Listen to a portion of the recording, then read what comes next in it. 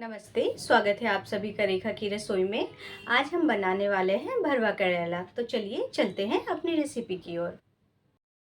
तो देखिए, हमने यहाँ पे भरवा करेला बनाने के लिए 300 ग्राम करेला लिया है। यह करेला मीडियम साइज का है, आप कोई भी करेला यूज़ कर सकते हैं। तो चलिए इसे हम काट लेते हैं। तो इसे हमने पहले से ही धो के रखा था। तो इस तरह से हम साइड से काट लेते हैं और इसके बीच में चीरा लगाते हैं। तो देखिए, इस तरह करके हमने बीच में चीरा लगा लिया। इस तरह हम सारे बीज को बाहर निकाल लेंगे। आप चाहे तो करेले के ऊपर से छील कर बना सकते हैं, पर हम करेले को ऊपर से नहीं छीलते हैं, इसीलिए हम इसी तरह से बनाएंगे। तो चलिए सारे बीज को पहले हम निकाल लेते हैं। तो देखिए, हमने सारे करेले के बीज को बाहर निकाल लिया है। इस तरह करके हमने सारे करेले को काट कर इसके बीज हमने बाहर निकाल लिए है।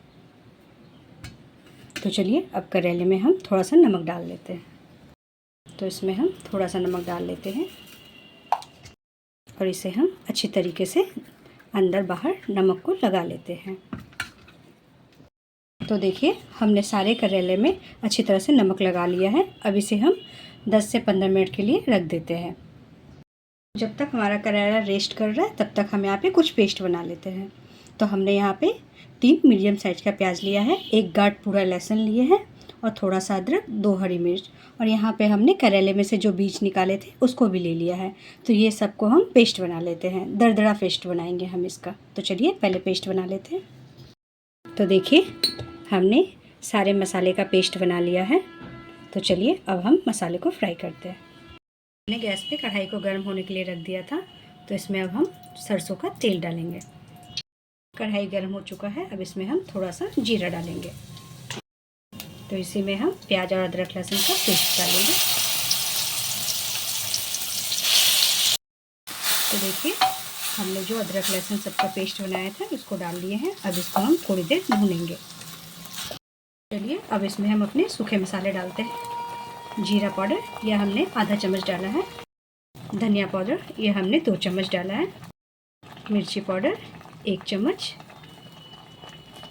हल्दी पाउडर आधा चम्मच, नमक आप अपने स्वाद के अनुसार डालिएगा। नमक हमने करेले में भी लगाया है तो हिसाब से नमक डालिएगा।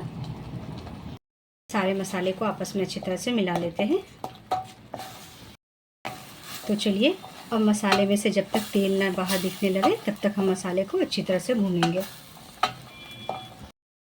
तो देखिए, हमने मसाले को 3 से 4 मिनट हो गया भूनते हुए। तो इससे और हम थोड़ी देर भूनेंगे। अभी मसाला अच्छी तरह से भुना नहीं है। हम 1 चम्मच आम का जो कुच्चा अचार है वो डाल रहे हैं। आप चाहे तो कोई भी खटाई डाल सकते हैं, जैसे कि इमली या नींबू का रस या आमचूर, पर हम ये आम का मसाला डाल रहे हैं। ये मसाला और आम का कुच्चा अचार बहुत ही टेस्टी लगता है। आम के कुच्चे का अचार का रेसिपी आपको मेरे चैनल पे अपलोड मिल जाएगा, आप चाहे तो वहाँ से जाके देख सकते हैं। तो चलिए मसाले को हम थोड़ी देर और फ्राई करते हैं। तो देखिए, मसाला अच्छी तरह से भून चुका है। अब हम गैस को बंद कर लेते हैं और मसाला को थोड़ा ठंडा होने के लिए छोड़ देते हैं।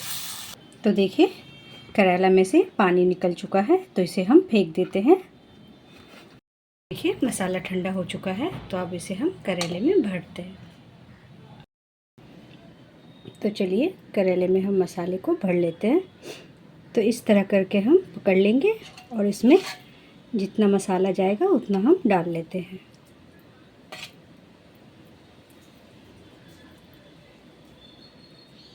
तो इस तरह करके हम सारे करेले में मसाले को भर लेते हैं।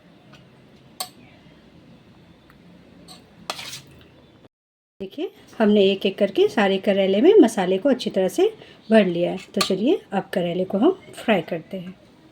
देखिए, हमने कढ़ाई में तेल डाल के गर्म होने के लिए रख दिया था। ये हमने सरसों का तेल डाला है और हमने लोहे का कढ़ाई चढ़ाया है। लोहे की कढ़ाई में या लोहे के तवे पे करेले बहुत अच्छी तरह से फ्राई होते हैं। आप भी इसी तरह से बना के देखिएगा, बहुत अच्छा लगता है।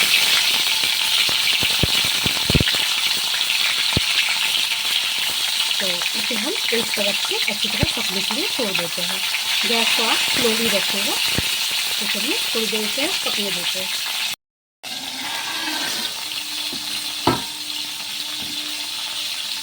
तो देखिए करेला एक साइड से पक गया है, तो इसे हम पलट लेते हैं। इसी तरह करके हम सारे करेले को पलट लेते हैं।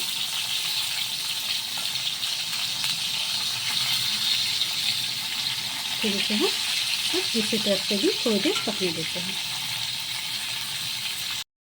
तो देखिए करेले को हम इसी तरह से पलट कर चारों तरफ से अच्छी तरह से पका लेंगे। इसी तरह से हम चारों साइड से पलट कर करेले को अच्छी तरह से पका लेते हैं। तो देखिए इसे हमने लगभग 8 से 10 मिनट तक स्लो गैस में फ्राई किया है। यह चारों साइड से पक गया है। इसे हम थोड़ी देर और फ्राई करेंगे ताकि करेला अच्छी तरह से लाल हो जाए। तो चलिए इसे हम 5 मिनट और भूनेंगे तो करेला हमारा पूरी तरह से लाल हो जाएगा। तो इसे अब हम ढक देते हैं।